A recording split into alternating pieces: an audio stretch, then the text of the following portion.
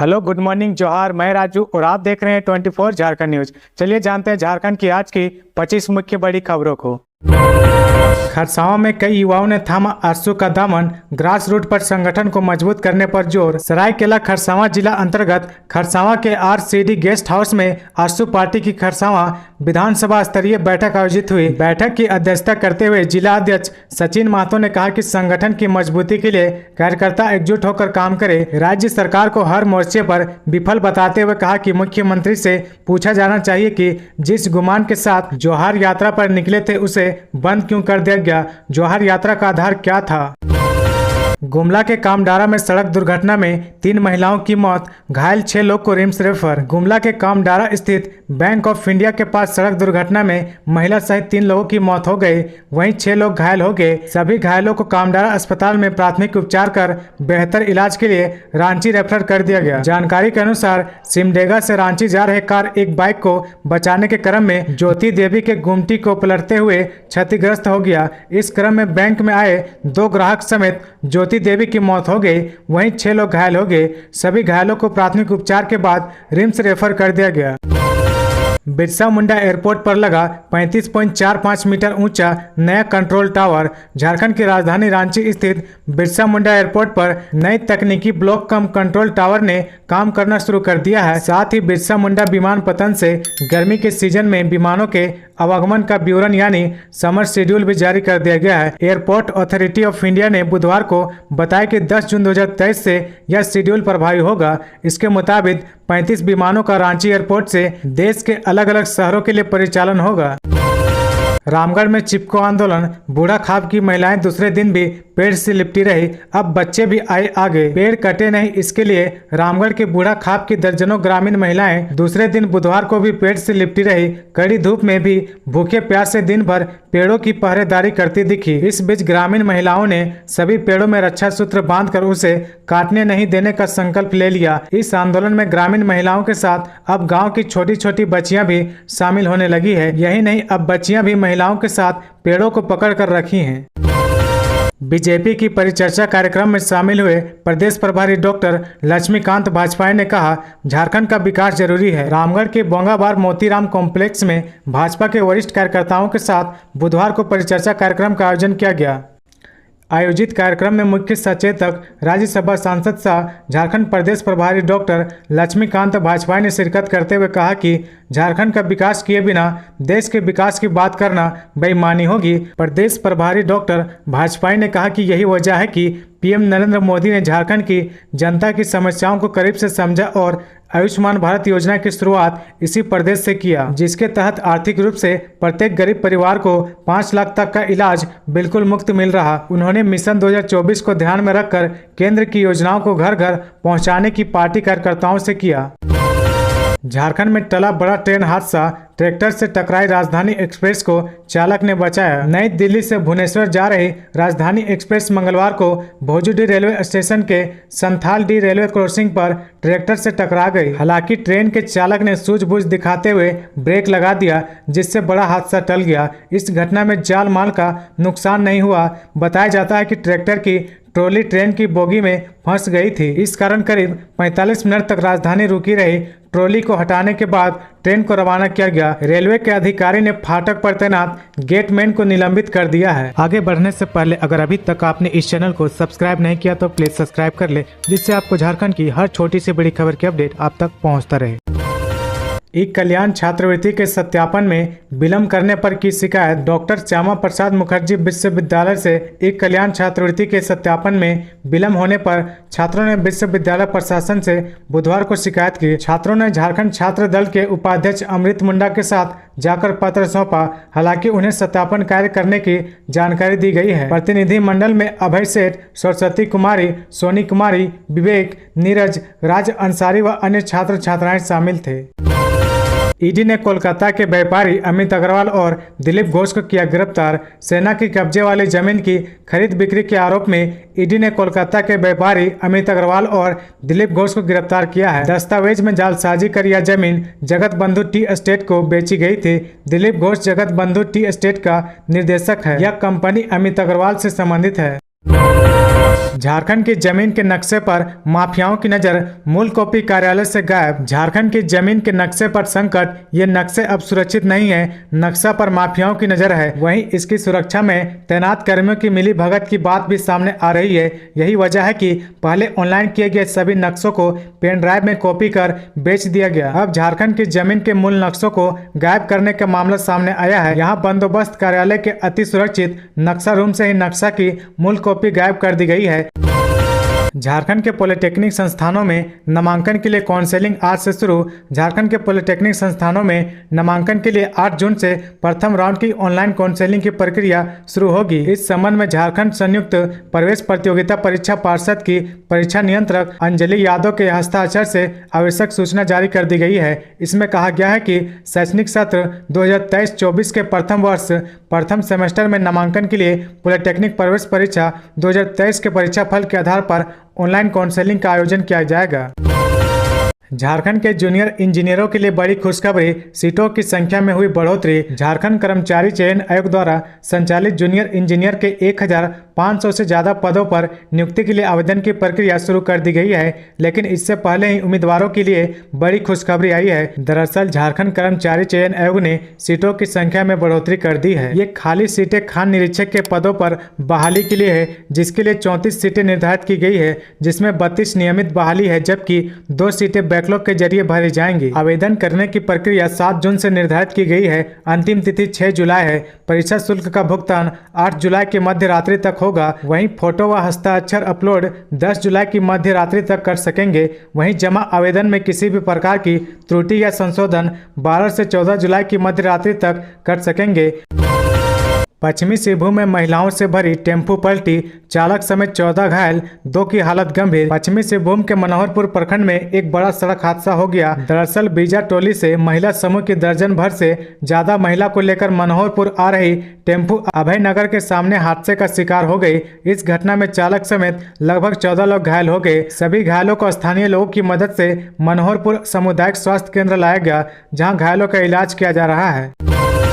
RIMS के प्रभारी निर्देशक बनते हैं डॉक्टर राजीव गुप्ता हुए रेस, विभिन्न विभागों का किया निरीक्षण। रिम्स के प्रभारी निर्देशक बनते हैं डॉक्टर राजीव कुमार गुप्ता ने अस्पताल के विभिन्न विभागों का निरीक्षण किया और उनकी समस्याओं के विषय में जानकारी ली। इस दौरान अस्पताल व्यवस्था को जल्द से जल्द सुदृढ़ करने का आश्वासन भी दिया गया। बुधवार को प्रभारी निर्देशक ने स्वास्थ्य मंत्री बन्ना गुप्ता के आवासीय कार्यालय में आकर शिष्टाचार मुलाकात की। इस दौरान रिम्स में बेहतर स्वास्थ्य सेवा बहाल करने के लिए विचार विमर्श किया गया। मिली जानकारी के अनुसार RIMS director doctor Kameshwar Prasad के रिम्स छोड़ने के 4 दिन बाद प्रभारी निर्देशक के तौर पर नेत्र विभाग के विभागाध्यक्ष डॉक्टर राजीव कुमार गुप्ता को नया प्रभारी निर्देशक बनाया गया है।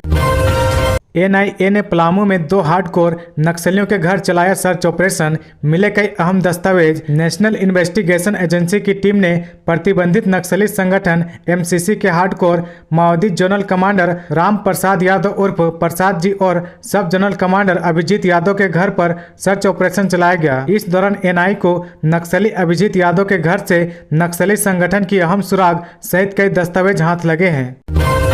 झारखंड में लोकसभा चुनाव को लेकर राजनीतिक सरगर्मी बढ़ी, मिशन मोड पर भाजपा। आने वाले लोकसभा चुनाव को लेकर राजनीतिक दल कमर कस रही है। भाजपा मिशन 2024 के मोड पर है, वहीं कांग्रेस ने भी कार्य योजना बनाई है और दम लगा रही है। भाजपा ने अपने केंद्रीय नेताओं से लेकर सांसद, विधायक, पदाधिकारियों और बूथ स्तर के कार्यकर्ताओं तक के लिए काम बांटे हैं। 1 महीने में 16 कार्य योजना पर पार्टी काम कर रही है। केंद्र की मोदी सरकार की उपलब्धियों के इर्द गिर्द पार्टी का अभियान होगा। 1 महीने तक पार्टी के सांसद, विधायकों को क्षेत्र नहीं छोड़ने को कहा गया है। विकास तीर्थ कार्यक्रम के माध्यम से केंद्र और अपने राज्य सरकार की उपलब्धियों को जनता तक पहुंचाना है। हर लोकसभा स्तर पर 1200 प्रभावशाली लोगों की सूची बनाई गई है। समाज में प्रतिष्ठित और प्रभाव रखने वाले लोगों से खुद सांसद, विधायक और प्रमुख नेताओं को मिलना है। मंडल स्तर पर 50 ऐसे लोगों की सूची बनाने का निर्देश दिया गया है।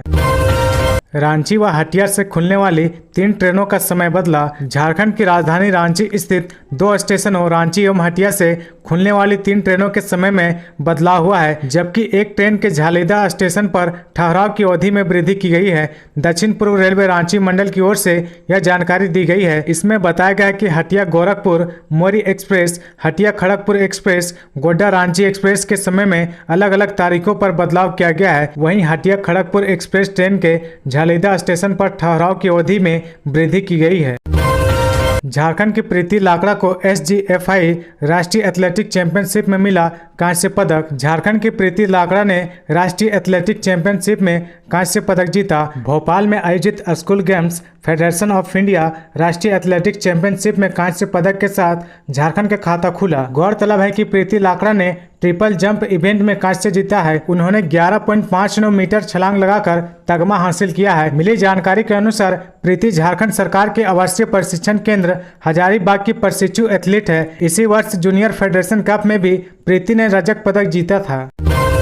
झारखंड के चाईबासा में नक्सलियों ने बिछाया मौत का सामान, 4 IED और 20 किलो का पाइप बम मिला। झारखंड के चाईबासा में पुलिस और सुरक्षा बलों की संयुक्त टीम ने विस्फोटकों का जखीरा बरामद किया।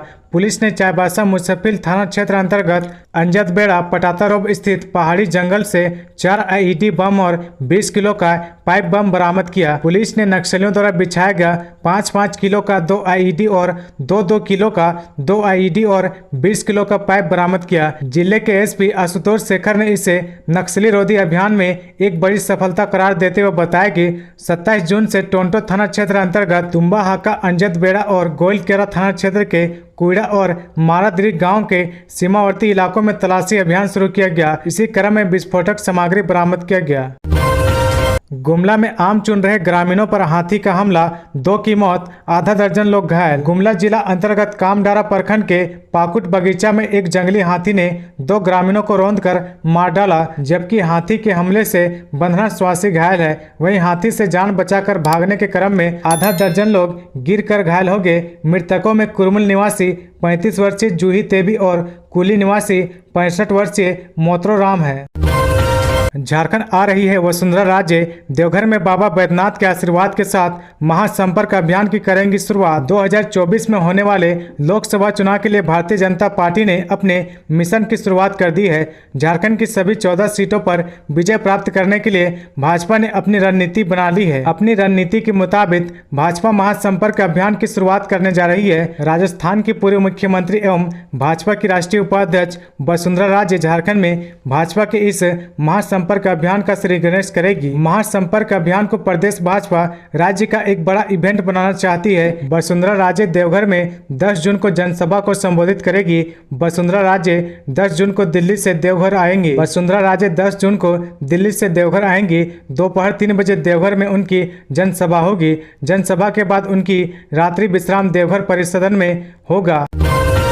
रांची पहुंची लव जिहाद की पीड़िता मॉडल, सदर अस्पताल में हो रहा मेडिकल टेस्ट। लव जिहाद की शिकार मॉडल रांची पहुंची। मिली जानकारी के अनुसार रांची पहुंचने के बाद गोंदा थाने पहुंची, जहां उसने पुलिस को आरोपी तनवीर अख्तर के खिलाफ कई और सबूत सौंपे हैं। यहां के बाद उसे सदर अस्पताल ले जाया गया, जहां उसकी मेडिकल जाँच हो रही। बताया जा रहा है कि पुलिस और खुद मॉडल मीडिया से बात करने से बच रहे हैं। मेडिकल जाँच के बाद उसका बयान दर्ज किया जाएगा। लव जिहाद के आरोपी तनवीर अख्तर की गिरफ्तारी के लिए पुलिस कई तरह के उपाय कर रही। पुलिस सूत्रों के मुताबिक पुलिस को इस बात की जानकारी हो गई है कि आरोपी पीड़िता की तस्वीरें का गलत इस्तेमाल करने वाला था। झारखंड में आने वाले दिनों में बांग्लादेश हो सकती है बड़ी घुसपैठ, खुफिया एजेंसी ने जारी किया अलर्ट। झारखंड के संथाल परगना समेत कई जिलों में बांग्लादेशी घुसपैठियों का मुद्दा बेहद ही संवेदनशील है।